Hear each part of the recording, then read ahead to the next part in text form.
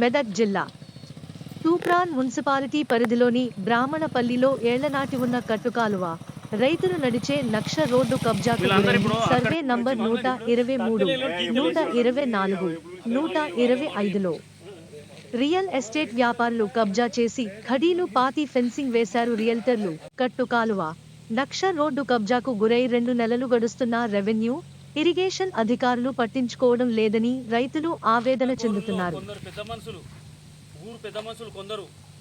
పెద్ద మనుషులు సపోర్ట్ తోని దళారులు మా ఊరు దళారులు కొందరు రియల్ వ్యాపారులు సపోర్ట్ లేరు. అసలు కట్టుకాల మా తాతలు మా మూడు తాతలు కూడా వచ్చిర్రు కాలువ. అప్పుడు ఎప్పుడు కట్టిర్రు ఏమో కట్టుకాల దొంతికి పోతుంది. ఇది గుల్లపల్లి తుపాకి ఇది ఇప్పుడు పోరాదు. ఎవరు చేయలేదు దీనికి. కడగాల పోవాలంటే అక్కడ మన ట్రాన్స్ఫారము తీసుకుపోవాలంటే దిగినాం. వాళ్ళు జాగా అయినా ఎవరు పట్టించుకుంటలేదు దీనికి.